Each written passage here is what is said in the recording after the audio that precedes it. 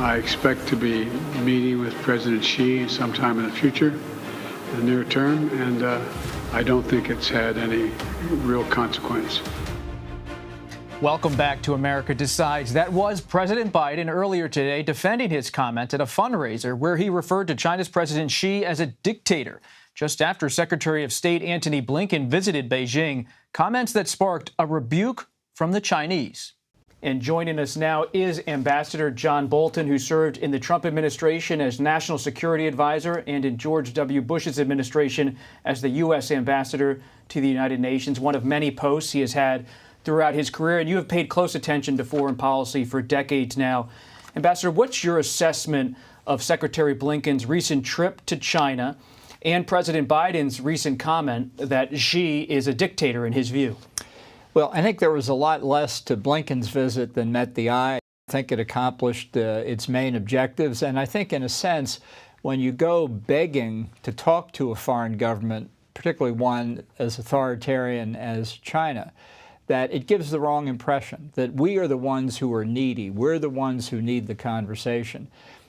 And whatever papering over differences the Blinken trip may have accomplished, President Biden blew it away the next day. I have to say, I agree with his comment. I think Xi Jinping is a dictator. It was interesting, I think, that he said Xi didn't know about the famous Chinese balloon. I have my doubts about that. It'd be hard to believe he didn't at least know about the program.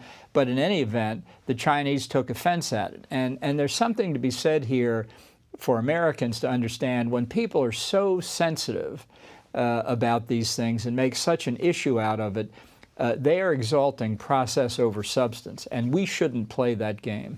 Let's turn to former President Donald Trump. You served in his administration. You've seen up close how he handles classified materials. You briefed him on classified material frequently inside the Oval Office as National Security Advisor. What was he like when you would give him a piece of classified material? Would he put it in his pocket? Would he bring it back to the residence, or would he give it back to you? You know, it would depend on the circumstances. Many times he had classified information in briefing papers that were provided to him or would be presented to him in the Situation Room. Sometimes he was interested in it. If it was a lot of heavy reading, he was usually not interested in it. There were pictures, graphs, charts that reflected classified information. That seemed to get his attention. But there was no particular pattern that I discerned. I was not surprised when the reports came out of having over 300 classified documents, because I think he could have collected them over the course of 4 years in a very haphazard way.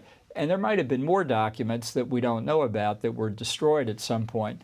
Former Secretary of State Condoleezza Rice said on CBS Mornings that she can't say whether she would back Trump or not. She wants to avoid talk of politics. Is this a time for choosing, to use an old Reagan phrase, for the Republican Party on Trump? Can anyone sit on the sidelines?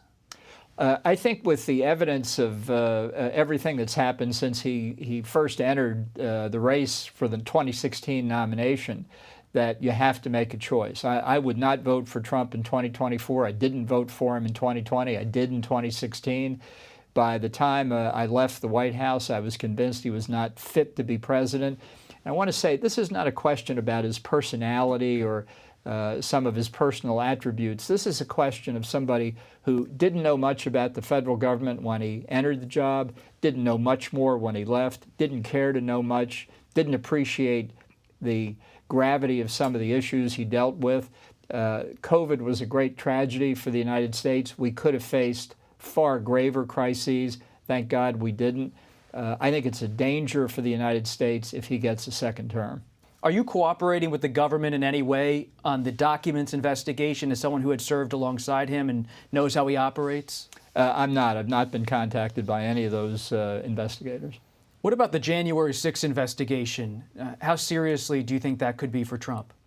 Well, I think from what I've heard in conversations around the country, these investigations are very wide-ranging. It's not just the actual events of January the 6th. And, you know, we don't know what evidence the prosecutors have. I think a lot of people think if we don't know about the evidence, they must not have it. To me, it's an example of the Justice Department doing a good job in keeping things confidential.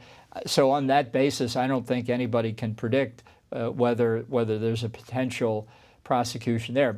Trump is the front runner for the nomination. He's someone you served with but now oppose politically and on policy grounds in terms of how he handles a lot of different issues. Are you still considering your own run for the Republican nomination? Well, I'm still considering it because I think it's important to remain on the edge of the water, a potential entrant into the race, both with respect to emphasizing national security issues, which I don't think we debate nearly enough for citizens to have a clear understanding what it means when they vote for a president. There's a lot at stake in the international field. We face a lot of threats and dangers. Our politicians almost never talk enough about national security. I certainly would if I got in. And second, I think it's important to defeat Trump. And I think that means a responsible potential candidate has to weigh the risk of confusing things even further than they are by having too many candidates versus whether the case against Trump can be made effectively. I think it's critical for the Republican Party to reject Trump as the nominee. I don't think he will be defeated in politics by Democrats, by a hostile media, by law enforcement. I think he needs to be defeated by Republicans. Former Ambassador John Bolton, former National Security Advisor, always an ambassador once you become an ambassador. We appreciate you stopping by CBS, America Decides, and having a conversation. Thank you. Glad to be with you.